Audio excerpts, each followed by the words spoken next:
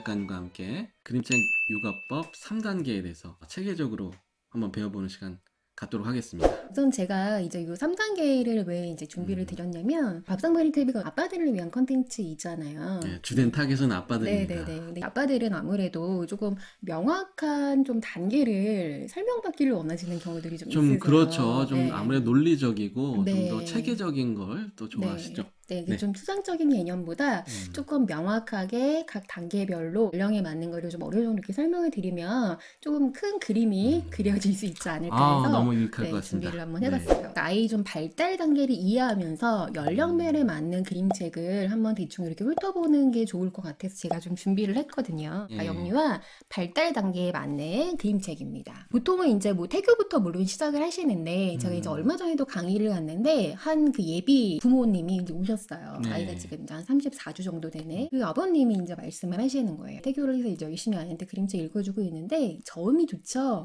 라고 이제 물어보시더라고요. 네. 아빠의 목소리로 우선은 이야기를 해준다는 게 큰 의미가 있고요. 자, 그럼 아이가 이제 태어났다. 그럼 이제 그때부터 어떻게 해야 될까부터 쭉 말씀을 한번 드려볼게요. 네네. 생후 한 1개월부터 3개월 전후에는 보통 우리가 그 초점책을 보여줍니다. 근데 제가 이제 이때 이 말씀을 드릴 때 많은 분들이 또 궁금해하세요.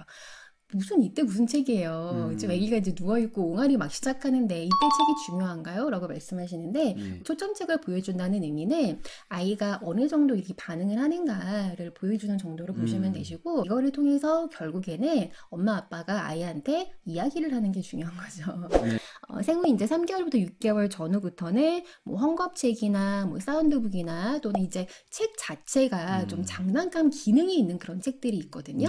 이제 이런 책들을 통해서 뭘 아이한테 얻으려고 하는 거냐면 책이라고 하는 게 이렇게 좀 재밌는 요소가 되는구나. 엄마랑 아빠랑 내가 이야기할 수 있는 거리가 되는구나 라는 거를 좀 알도록 비닐북 같은 게 있거든요. 그래서 목욕하면서도 볼 수 있는 그런 책들도 그쵸. 있고요. 네. 뭐 사각사각 소리가 난다거나 공놀이를 할 수 있는 그런 다양한 기능들이 있어서 그렇게 준비를 해주시면 좋을 것 같아요. 생후 6개월부터 11개월 전후에는 이제 사물인지 그림책이라고 해서 왜 조그만 뭐 포켓북 또는 뭐 보드북 정도라고 보시면 될 것 같아요. 뭐 사자, 뭐 토끼, 뭐 귤, 뭐 인지 이것처럼 간단하게 그냥 사물을 인지할 수 있는 그런 그림책들 아마 많이 보여주셨을 거예요. 그래서 그런 것들을 통해서 아이하고 이제 굉장히 다양한 또 이야기를 하실 수 있으시겠죠. 이제 생후 12개월 전후 이제 넘어가면서 일상생활 그림책을 보여주기 시작을 합니다. 일상생활이라는 건 말 그대로 우리 밥 먹고 목욕하고 그다음에 뭐 배변 활동하고 뭐 사람들 만나고 인사하고 이제 이런 것들을 의미를 하겠죠. 또 아이가 인지 발달이라던가 좀 언어 발달에 도움을 줄 수가 있고요. 15개월 전후로는 이제 자연 관찰 그림책을 이제 보여주시라고 말씀드리는데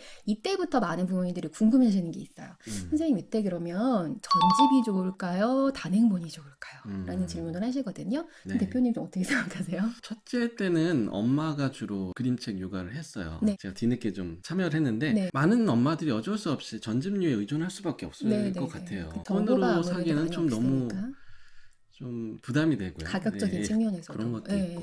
이때 어렸을 때는 사실은 수많은 책보다는 우리가 좀 한두 권의 책, 한 20, 30권의 책으로도 아이하고 충분히 소통할 수 있다고 말씀드리거든요. 저도 참 공감하는 게 전집류가 여러 가지로 편리한 점은 있지만 그 중에서 아이가 정말 좋아서 자주 보는 책은 일부분이더라고요. 맞아요. 좀 낭비가 있지 않나라는 생각도 좀 들었어요. 그런데 제가 이 자연관찰책은 하나 전집을 드리셔도 좋습니다라고 말씀드려요. 그 이유는 뭐냐면 이 자연관찰책이 보통 한 60권에서 90권 정도 사이로 구성이 되어 있거든요.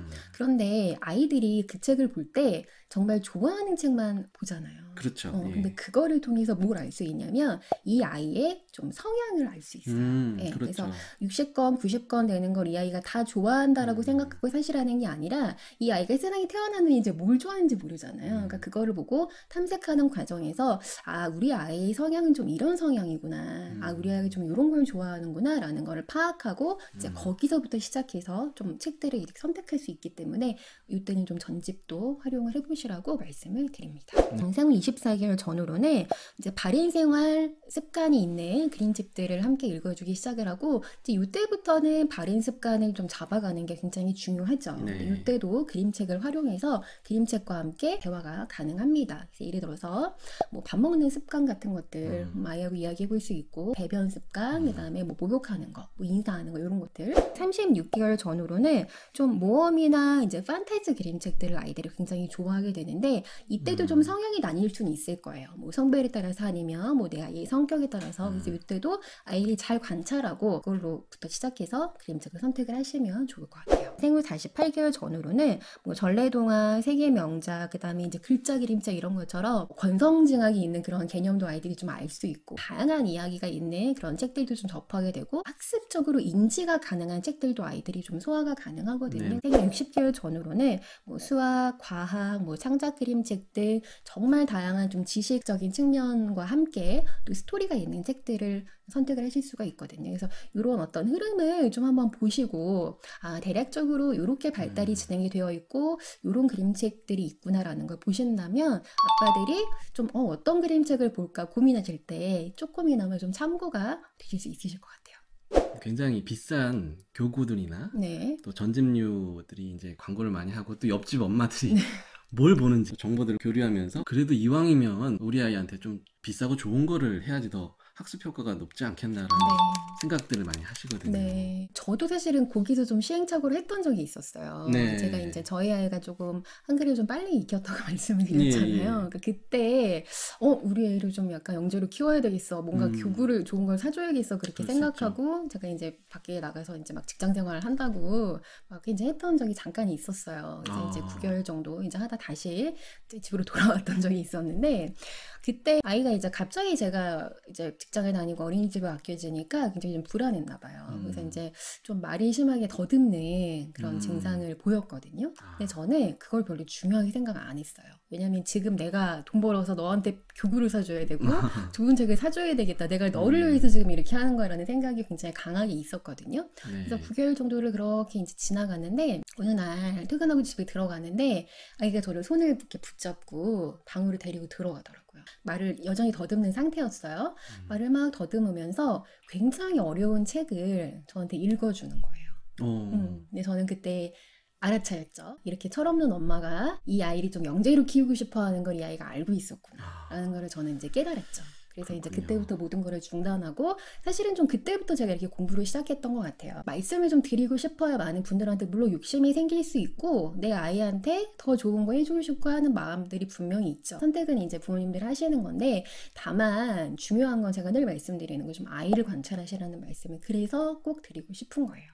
아무리 좋은 교구들, 비싼 교구들이라고 하더라도 내 아이를 관찰하지 않고 내가 교구를 보고 책을 보는 순간 주인공이 책이 되게 되거든요.